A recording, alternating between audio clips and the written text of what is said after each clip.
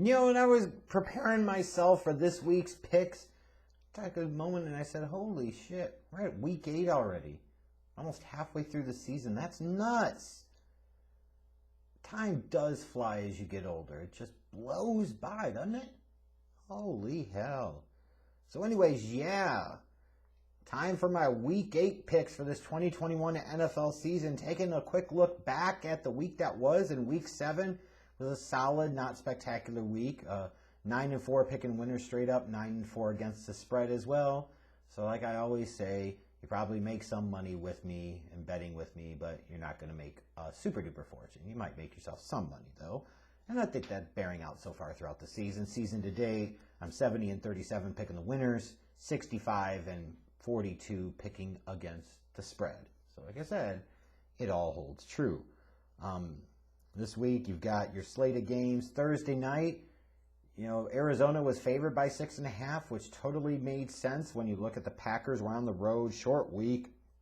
No Devontae Adams, no Allen Lazard. And yet I still picked Green Bay to win, cover the 6.5 point spread, because I just wasn't fully sold on the Cardinals more so. Just know that sometimes these Thursday night games, they can go funky. And the Packers certainly brought the funk to the Cardinals, especially in that first half with all the running they did with Aaron Jones and A.J. Dillon. They held the ball for 21 of the 30 minutes in that first half. That time possession was critical. And even then, you know, even though the Packers sure seemed like the better team on the field throughout Thursday night, there was still a chance for the Cardinals to win it late, and A.J. Green doesn't turn around, doesn't have the awareness. Rasul Douglas picks off Kyler Murray, and that's how the Packers won. So it's not like the Packers dominated them or anything. They did look like the better team, and they physically imposed some type of will on the Cardinals, but the Cardinals still had a chance to win at the end. But good news for me is they covered the spread. The Packers did. More importantly, they got the win, which I thought was going to happen. So starting off the week 1-0 in both categories, let's hope that carries over to the rest of the week. So looking at the early games on Sunday, you've got Carolina traveling to Atlanta. Oh, Sam Darnold. Good call. Falcons by 3. Yeah, I'm going to smash that at this point. Why wouldn't you? Why would you give the Panthers any benefit of the doubt? Yeah, they started off 3-0, and what's happened since? They're heading into week 8, and they're having doubts and questions about whether Sam Darnold's still going to be their starter. That's bad. You've got the 1-6 Dolphins traveling to Buffalo to take on the Bills. The Bills are 14-point favorites. I absolutely love the Bills in this matchup, but, you know, Tua is playing, so that offense of the Dolphins can move the ball a little and can put up some points, so I would think that they can cover this 14-point spread, but I don't know that they're a real threat to the Bills to win the game on Sunday, though. I certainly wouldn't go that far. You got the 49ers traveling to Chicago to take on the Bears. You're going to see 3 hours of Bears football from both teams. Oh, good God. The pathetic-ass passing offense of the Chicago Bears versus the pathetic-ass offense of the fucking San Francisco 49ers and Jimmy Garbage Pail. Oh, boy! Yeah. The only thing that surprises me is San Francisco favored by 4. I'm picking the 49ers to win, but I do actually like Chicago to cover the 4-point spread. You got Pittsburgh traveling to Cleveland to take on the Browns. Looks like the Steelers will be without Eric Ebron on Saturday. Looking at this matchup, Browns are favored by 3.5. I like the Browns here, but I do like the Steelers to cover the 3.5-point spread. And it's got to be this week for the Fighting Dan Campbells. It has to be, doesn't it? If not now, when? If not in this weekend, how long do we have to wait? The Eagles travel to Detroit to take on the winless Detroit Lions. And man, it would have been so awesome, wouldn't it, to have seen the Lions find a way to beat Matthew Stafford and the Rams last week? Because at least you know Dan Campbell was going for it. He was trying for it. Like, you're going to go out there, score an opening touchdown, then you're going to kick an onside kick, get it. And then you're going to sit there and fake a punt and get it. Because you know you got to throw out all the stops, because you know your team at that point is 0-6. What the fuck do you have to lose? I love it. And at some point in time, they're going to be rewarded with the win. Philadelphia, 3.5-point favorite here. Fuck that. Give me the Detroit plus the 3.5 to win all damn day long. This is the week the Lions got to do it. You got Tennessee traveling to Indianapolis to take on the Colts. I was just reading, I believe that Julio Jones will be out of the game on Sunday. So you got some major injuries going on throughout the league, like the Bears without Khalil Mack and so forth. Give me the Colts minus the 2.5 here against Tennessee. And you've got Cincinnati traveling to New York to take on the Jets. I like the Bengals minus the 10.5, especially with the Jets starting Mike White instead of Zach Wilson. Some of you might say, well, it might be an upgrade. Well, at this stage, it might be, but more so it could also be a downgrade, and it could be even worse. To which you might say, how could it get much worse? Well, it could always get much worse.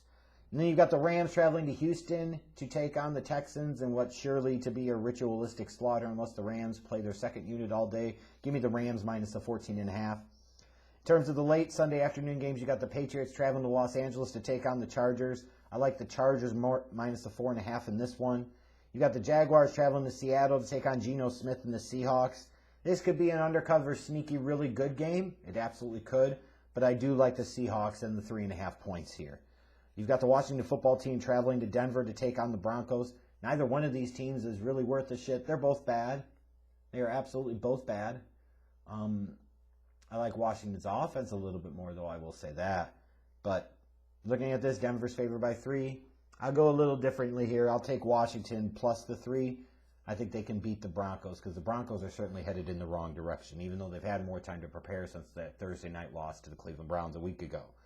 And then you've got Tampa Bay heading to New Orleans to take on the Saints, which will certainly be the marquee late Sunday afternoon matchup and should be a good one. I like the Buccaneers in that spot minus the 4.5. The Sunday night matchup, so it's a little tricky for me. You got the Dallas Cowboys traveling to Minnesota to take on the Vikings. The Vikings right now are 2.5-point favorites, especially with the questions around Dak Prescott's health. You know, it's really hard to picture like what you're going to do here. If Dak does play, is he going to be limited? How limited is he going to be? If he doesn't play, like how dramatically different are the Cowboys going to look on Sunday night? We saw what that looked like in 2020, and those returns were not good. Minnesota, meanwhile, is kind of a middling team. They're not terrible. They're not great. They are mediocre Minnesota all fucking day long. But at this moment, I'm sure a lot of people are picking the Vikings to win, especially with some of the health concerns for Dak Prescott. I'm going to take the Cowboys plus the 2.5 just for the fuck all of it. I'm in a position where I can take some risk, and that's a risk that I want to take. And then we get to the Monday night game, and I'm going to call out a little bit of bias here on myself right now. You guys know I'm a tremendous hugger of the nuts of Patrick Mahomes when it comes to pumping him up and talking all types of good shit about him. You know I am. Have been since the past few years. That said, he has not played great this year. His Chiefs' offense hasn't consistently been great like they need him to do, and their defense is absolutely atrocious. The Giants, meanwhile, are coming off of a 25-3 victory last week, but that was against the Carolina Panthers and Sam Darnold, so how much does it really matter? How much weight does it really carry? But as I look at this spread, it's 9.5 points. The primetime underdogs have done really well this year. There is a chance, absolutely, that the Giants can cover this spread. I would not be surprised if they did. I am picking the Chiefs minus the 9.5 to win here, but I must say, I think that is more due to bias than it is actual reality. Now, granted, the Giants are much worse than the Tennessee Titans are, so that matters here.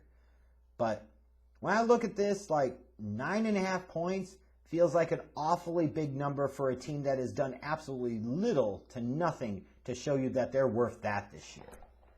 So I will take the Chiefs minus the 9.5, but yeah, it's probably more bias than anything I could logically point to from a football standpoint. So anyways, there are my picks for week number 8 of this 2021 NFL season. As always, you're welcome to go against me in the comments section. Let me know where you stand from last week or the year to date. I don't really care. Just do whatever. Yeah! And I'll be back, to talk more football in the days to come. So make sure you check it out. Smash that subscribe button and follow me on Twitter, damn you.